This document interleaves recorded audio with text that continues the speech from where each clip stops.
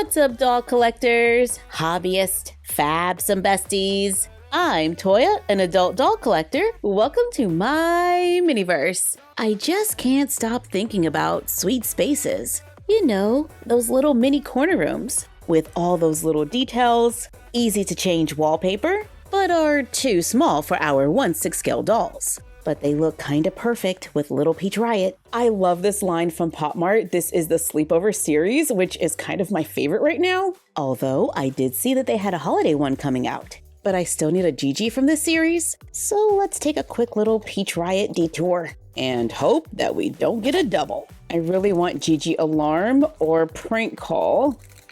And this is that red hair? Gigi Toothbrush, who has a little toothbrush, which is not the one I was hoping for, but it is a Gigi, so we're good. And the towel is flocked. Oh, and correction, it's Gigi brush teeth. But isn't she adorable in this space? And I think our 1/6 scale dolls deserve this room too. So let's resize it and make a corner room using cardboard. But of course, we have to think about storage. So we're going to make our room 13 by 13 inches so it can fit on a cube shelf like the ones from IKEA. On a piece of cardboard, let's draw a 13 by 13 inch square. Cut on the lines drawn, cut 2 3/4 inch strips, and we've got the basic pieces for one wall. But I want to make my wall a little stronger.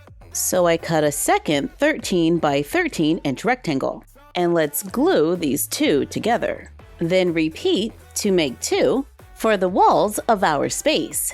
Now we need a floor. I draw another 13 by 13 inch square. Then I take the walls and place them right at the line marked on the inside and draw a line on 2 sides of the cardboard. Cut on the inner line. Then I glued it to a second layer at the full 13 by 13 inches, giving us a little lip. So we can glue on the walls, trim as needed to make sure everything lines up, to make a corner room with a 13 by 13 inch footprint and slightly taller than 13 inches. Let's make sure it can fit on the cube shelf, and yeah, we're good to go. I'm trying to follow the inspo, so let's cover the walls with pink contact paper, which is going to give us pretty fast results. And I don't have to worry about the cardboard warping from the moisture and glue or paint.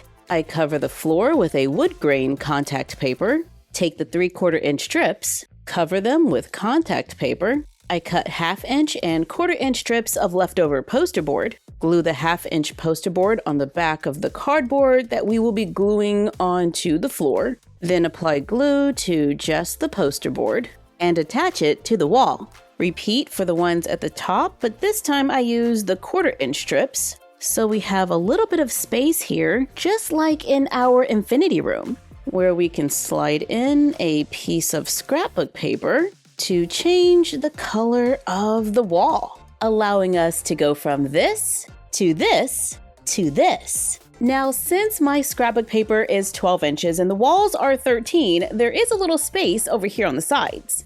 But our inspiration room does have a little border on the sides, so I'm not going to worry about it. But we could also cut poster board at 13 inches and cover it with paper. I made this on my computer to try to get a look that's pretty close to our inspiration.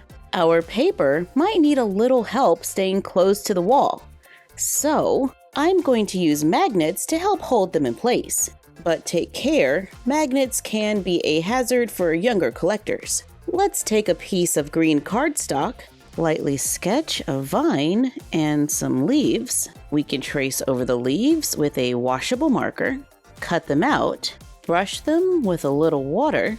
I added a line of hot glue on the back for extra support, bend each leaf on the front to give it a little dimension. I glue on a few extra leaves, brush it with a little Mod Podge that I tinted with a washable marker to make a vine of leaves out of paper. I glue magnets onto the back, then attach it to the wall with another magnet on the back to add some removable room decor. Depending on how thick the cardboard is and the weight of the vine, you might need more or less magnets. I used 5 sets to keep mine on the wall. Cut cardstock into 2-inch strips, Then cut a few 1/4 inch, 1/2 inch, and 3/4 inch pieces. Stack and glue layers together. I glued together about 5. I take a longer piece of cardstock and the 1/4 inch strip, glue it right at the edge, fold it up, then glue on the 1/2 inch piece, add the 3/4 inch piece standing up, then fold up and glue the rest of the paper, trim off the excess to make a shelf. Add magnets to the back to make shelves for the walls. Let's go into our doll record store and pick out a few albums to display in the room. I covered them in clear tape to make them a little more durable, then place them on the shelves. Let's take paperboard, 6 square wooden dowels, and a round wooden dowel, and use them to make a wardrobe. I cut a 1 1/4 inch strip of paperboard, then cut them to 6 inches and 2 inches, then cut a 2 by 6 inch rectangle for the sides of a drawer. Stack and glue more layers. I trim the end of the center piece just a little to make space for the sides, then glue on the sides, then the front and back. And I pre-made a small hole in the front so we can add a knob later. Then place it on another piece of paperboard. I cut this to 8 1/2 inches, and I stacked together and glued 3 layers to give it some strength. Cut and glue 2 pieces onto the sides that are slightly taller than our drawer, then cut and glue a piece to go across the top. And I added a small piece to the back with a 1/4 inch lip. While those are drying, let's take the wooden dowels, trim off 2 1/4 inches, glue the wooden dowels onto the front, making sure the drawer can clear them. Take the cut pieces and glue a few across the top, then glue another longer one in the back. I wanted to glue a few square wooden dowels across the top, but I'm running low and I still need some for the other side. So I cut a few round wooden dowels, and let's glue 2 across the top, then glue another one underneath for a clothing rack. I made a few boards to glue onto the side, add our last square wooden dowels on the end. Then I realized that I needed to extend the round ones that go all the way across, well, all except for the one for the clothing rack. Brush it with a little paint, and let's glue a few skinny sticks across the top. Once everything's painted, let's add a brad fastener. I open the ends, then secure them with hot glue to make a working drawer for the bottom of our wardrobe. Then we can add it to our room, place a few albums on top, and our record player from a previous video, along with a record or 2 below. Now let's make a bed. But since this is a small room, I'm gonna make this for a petite Barbie.